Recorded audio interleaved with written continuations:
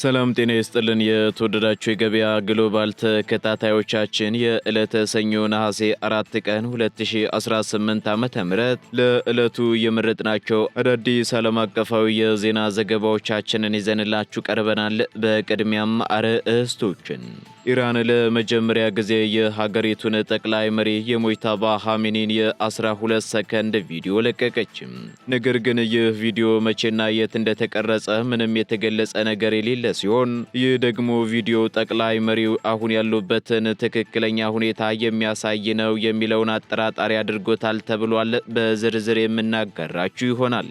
የእስራኤሉ ጠቅላይ ሚኒስትር ቤንያሚን ኔታንያሁ ከአሜሪካው ፕሬዝዳንት ዶናልድ ትራምፕ አስተዳደር የሚቀርቡ የተኩስ አቁምና የቀጠናው የሰላም እቅዶችን አለመቀበል ለፖለቲካ ህልውናቸውና ለሀገራዊ ደህንነታቸው አነስተኛ ጉዳት ያለው አማራጭ ነው የሚል ስልታዊ መደምደሚያ ላይ መድረሳቸው ተነገረ። በዚህም በትራምፕ አስተዳደር የቀረበውን የ15 ነጥብ የጋዛ እቅድ እንደማይቀበሉትና ሐማስም ሙሉ በሙሉ ትጥቅ ሳይፈታ እንዲሁም ወታደራዊ ስጋትነቱ ሳይወገድ የእስራኤል ጦር ከቀጠናው በፍጹም እንደማይወጣ አስረግጠው ተናግረዋል። የምትሰሙት መረጃችን ነው። የኢራኑ ጠቅላይ መሪ ሞጅተባ ኻሜኒ አንጋፋውን ወታደራዊና የፖለቲካ ሰው ሞሐሰን ሬዛይን በሀገሪቱ ከፍተኛ የብሔራዊ ደህንነት ምክር ቤት ልዩ ተወካያቸው አድርገው መሾማቸው ተሰማ። በሌላ በኩል የኢራን የብሔራዊ ደህንነት ከፍተኛ ምክር ቤት ጸሐፊ መሐመድ ባጋር ዞልቃደር የሆርሙዝ የባህር ወሽመጥ እንደገና ለማስከፈት አሜሪካ ልትቀበላቸው የሚገቡ 6 ዋና ዋና ቅድመ ሁኔታዎችን ይፋ አድርገዋል። በዝርዝር የምናጋራችሁ መረጃችን ነው። የኢራን እስላማዊ አብዮታዊ ዘብ ከፍተኛ ጀነራል አሜሪካና እስራኤል በኢራን ላይ የጠነሰሱ ሴራና ያቀዱት ስትራቴጂካዊ ዓላማ ሙሉ በሙሉ መክሸፉን አስታወቁ።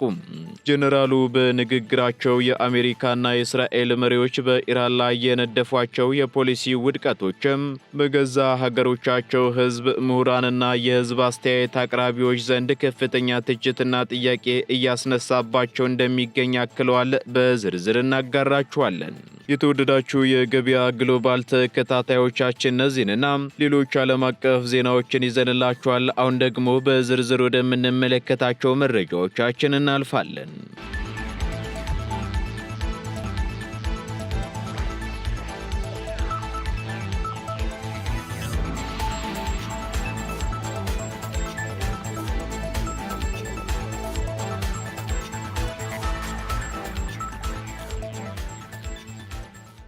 ኢራን ለመጀመሪያ ጊዜ የሞጅተባ ኻሜኒን የ12 ሰከንድ ቪዲዮ ለቀቀች።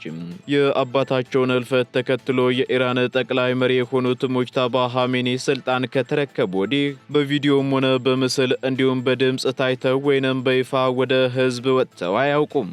ከሳቸው ተላለፉ የሚባሉት መግለጫዎችን ቢሆኑ የሚቀርቡት በንባብ የነበረ ሲሆን ይህም በጤናቸው ዙሪያ ለወራት ያክል የተለያዩ ጥርጣሬዎችን ሲፈጥር መቆየት ይታወሳል። ይሁንና ከፊል መንግስታዊ የሆነው ምህር የተሰኘው የዜና አውታር ለመጀመሪያ ጊዜ የሞጅተባን ምስል የሚያሳይ የ12 ሰከንድ ቪዲዮ መልቀቁን ተከትሎ የዓለም አቀፍ መገናኛ ብዙሃን እየተቀባበሉት ይገኛሉ።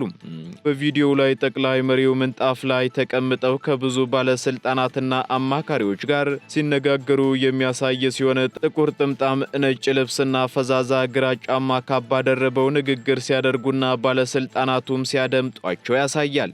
ሆኖም ግን የዜና አውታሩ ይህ ቪዲዮ መቼና የት እንደተቀረጸ ምንም የገለጸው ነገር የሌለ ሲሆን ይህ ደግሞ ቪዲዮ ጠቅላይ መሪው አሁን ያሉበትን ትክክለኛ ሁኔታ የሚያሳይ ነው የሚለውን አጠራጣሪ አድርጎታል።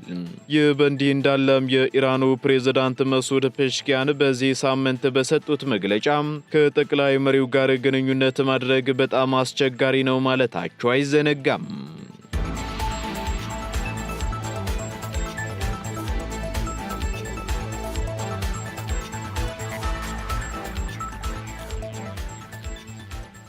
ኔታንያሁ ከትራምፕ ጋር መጋጨት አነስተኛ ጉዳት ያለው አማራጭ ነው የሚል ስሌት ውስጥ መግባታቸው ተገለጸ። የእስራኤሉ ጠቅላይ ሚኒስትር ቤንያሚን ኔታንያሁ ከአሜሪካው ፕሬዝዳንት ዶናልድ ትራምፕ አስተዳደር የሚቀርቡ የተኩስ ማቆምና የቀጠናው የሰላም እቅዶችን አለመቀበል ለፖለቲካ ህልውናቸው እንዲሁም ለሀገራዊ ደህንነታቸው አነስተኛ ጉዳት ያለው አማራጭ ነው የሚል ስልታዊ መደምደሚያ ላይ መድረሳቸው ተሰምቷል። ኔታንያሁ ከአሜሪካ ጋር ያላቸውን አጋርነት አጥብቀው የሚሹ ቢሆንም ከዋሽንግተን የሚመጡ ጥያቄዎችን ሙሉ በሙሉ መቀበል ደግሞ በሀገር ውስጥ ፖለቲከኞች እንዲሁም በወታደራዊ ግባቸው ላይ ከባድ አደጋ እንደሚያስከትል በማስላት የራሳቸውን መስመር ለመከተል መወሰናቸው ተጠቅሷል።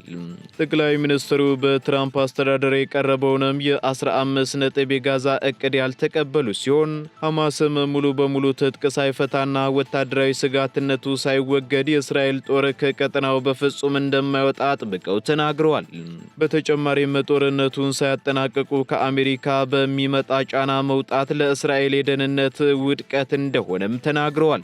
ኔታንያሁ የትራምፕን ፍላጎት ተቀብለው ስምምነት ውስጥ ቢገቡ መንግስታቸው ሊፈርስ እንደሚችል በመገንዘብ ትራምፕን ማሳዘን ስልጣንን ከማጣት የተሻለ አነስተኛ አደጋ ያለው አማራጭ እንደሆነም አስልተዋል። ስለሆነም ጠቅላይ ሚኒስትሩ ፕሬዝዳንት ትራምፕን ታላቅ የእስራኤል ወዳጅ እንደሆኑ አድርገው እንደሚገልጿቸው ቢታወቅም በሀገሪቱ የረጅም ጊዜ ደህንነትና ሉዓላዊ ውሳኔዎች ላይ ግን ከአሜሪካ ጋር ቢሆንም አለመግባባት ውስጥ ለመግባት ዝግጁ መሆናቸውንና የራሳቸውን ፍላጎት እንደሚያስቀድሙ አስታውቀዋል።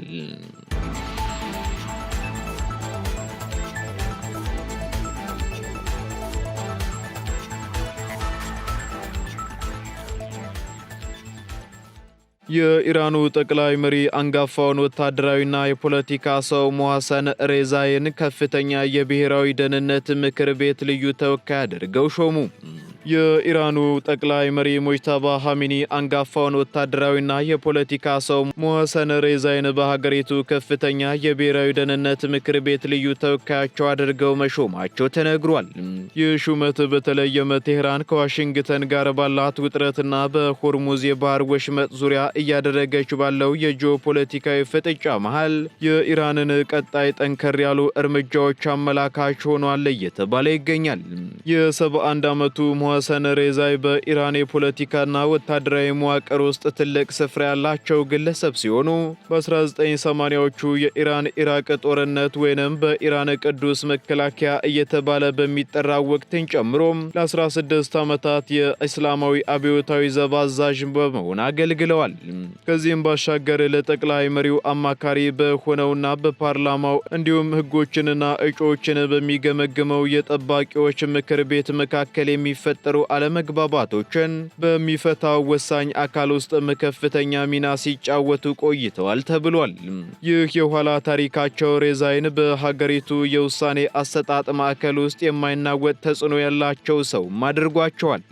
ይህ የሬዛይ ወደ ደህንነት ምክር ቤቱ መምጣትም የዓለም አቀፉ ማህበረሰብ ትኩረት የሳበው በቅርቡ በሰጧቸው የኃይል ቃላት የተሞሉ መግለጫዎች የተነሳ ነው ተብሏል። ሬዛይ ኢራን በሆርሙዝ የባህር ወሽመጥ ላይ ያላትን ቁጥጥር ከምንም በላይ ቅድሚያ የሚሰጡ ሲሆን ባለፈው ወርም ባደረጉት ንግግር የውሃ መንገዱን መቆጣጠር ከአስርታት የአቶሚክ ቦምቦች የበለጠ ዋጋ እንዳለው በይፋ ተናግረዋል። ከዚህ በተጨማሪ የአሜሪካ የባህር ኃይል በኢራን ወደቦች ላይ የጣለውን ማዕቀብና እገዳ የማያነሳም ከሆነ ዋሽንግተን ከባድ አደጋና የሰው ሕይወት እልቂት እንደሚጠብቃት ባለፈው ሳምንት ጠንከር ያለ ማስጠንቀቂያ ሰጥተው እንደነበር አይዘነጋም።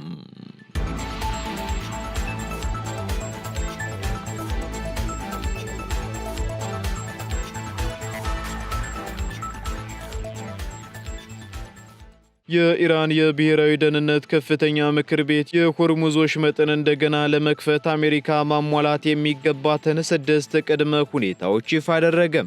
የኢራን የብሔራዊ ደህንነት ከፍተኛ ምክር ቤት ጸሐፊ መሐመድ ባጋር ዞልቃድር የሆርሙዝ የባህር ወሽመጥን እንደገና ለመክፈት አሜሪካ ልትቀበላቸው የሚገቡ 6 ዋና ዋና ቅድመ ሁኔታዎችን ይፋ አድርገዋል።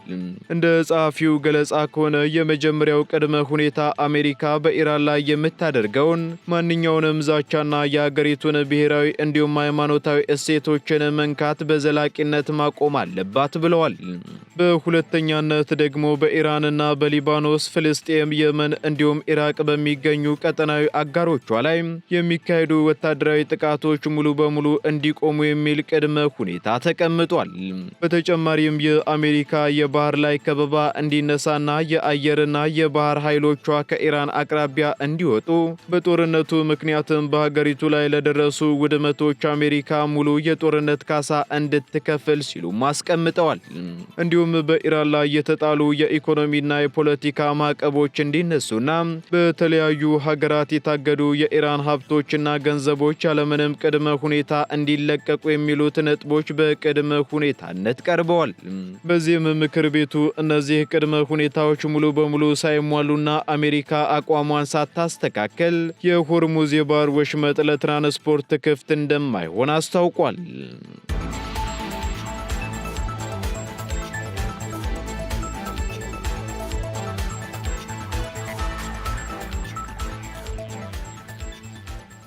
ታይዋን የቻይናን ወረራ የመመከት ወታደራዊ ልምምድ አካሄደች።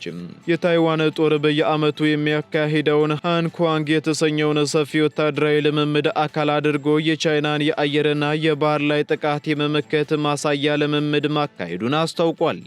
በስትራቴጂካዊነታቸው በሚታወቁት የፔንግሁ ደሴቶች የባህር ዳርቻዎች በተካሄደው በዚህ ልምምድ የታይዋን መከላከያ ኃይል ታንኮችን፣ መድፎችንና የጸረ አውሮፕላን መሳሪያዎችን በመጠቀም የጠላትን ድንገተኛ የመሬትና የባህር ወረራ የመመከት ዝግጁነትን ፈትሿል። ከወታደራዊ ልምምዱ ጎን ለጎንም ታይዋን ለመጀመሪያ ጊዜ በሲቪል መከላከያ ዝግጅቷ ስር የሞባይል ኢንተርኔት ፍጥነትን ሆን ብሎ የመቀነስ ሙከራ እያከናወነች ነው ተብሏል። ይህ ሙከራም በጦርነት ወይንም በከባድ የተፈጥሮ አደጋ ወቅት የመገናኛ መስመሮች ቢጨናነቁ ወይንም በሳይበር ጥቃት ቢስተጓጎሉ ህዝቡ አማራጭ የመገናኛ ዘዴዎችን እንዴት እንደሚጠቀም ለማለማመድና የመንግስትን ዝግጁነት ለማረጋገጥ ያለመ መሆኑ ተገልጿል። የኢንተርኔት ፍጥነት መቀነሱም ለ30 ደቂቃ ያክል የሚቆይ ሲሆን እንደ ኤቲኤም፣ የትራፊክ መብራቶች፣ አደጋ ጊዜ ጥሪና የመሬት መስመር ስልኮች ባሉ መሰረታዊ አገልግሎቶች ላይ ምንም አይነት ተጽዕኖ እንደማይፈጥርም ተነግሯል። ይህ የ10 ቀናት ሰፊ ልምምድ የተጠባባቂ ወታደሮችን ከዋናው የጦር ኃይል ጋር የማቀናጀት ስራን የሚያካትት ሲሆን ታይዋንም ዝግጅቱን የምታጠናክረው ደሴቲቱን የራሷ አካል አድርጋ ቆጥረውን ቻይና የምታደርገውን ወታደራዊና ፖለቲካዊ ጫና እየጨመረች በመምጣቷ እንደሆነ ተመላክቷል።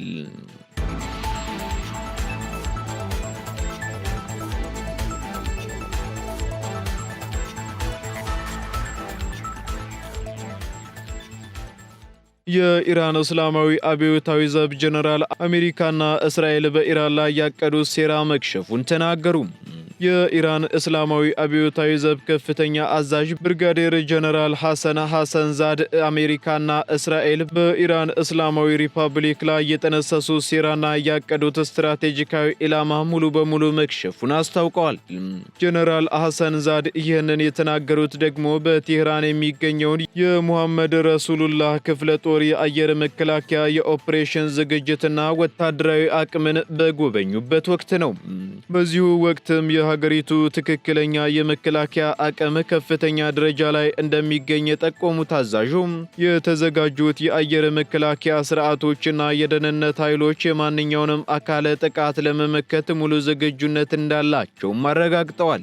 በንግግራቸውም አክለው የባሲጅ ወይንም የበጎ ፈቃደኞች ሰራዊት አባላትና የኢራን ሕዝብ ያሳዩት ጽናትና ህዝባዊ ትስስር ሀገሪቱን በክልሉና በዓለም አቀፍ ደረጃ ሊናወጥ የማይችል የኃይል ሚዛን ማደጉን ገልጸዋል። በሌላ በኩል የቮለንታይር ኃይሎችና የጦር ሰራዊቱ የተቀናጀ ዝግጁነት የጠላቶቻቸውን እቅድ ማክሸፉንም አብራርተዋል። በተጨማሪም ጀነራሉ የአሜሪካና የእስራኤል መሪዎች በኢራን ላይ የነደፏቸው የፖሊሲ ውድቀቶችም በገዛ ሀገሮቻቸው ህዝብ፣ ምሁራንና የህዝብ አስተያየት አቅራቢዎች ዘንድ ከፍተኛ ትችትና ጥያቄ እያስነሳባቸው እንደሚገኝ ተናግረዋል። በዚህም ዋሽንግተንና ቴልአቪቭ በኢራን ላይ ያሰቡትን ፖለቲካዊና ወታደራዊ ጫና ማሳካት ባለመቻላቸው አሁን ላይ ለተከታታይ ውድቀቶች አጥጋቢ መልስ ማቅረብ ተስኗቸዋል ሲሉ አዛዡ አክለው መናገራቸውን ታስኒም የተሰኘው የዜና ወኪል ዘግቧል።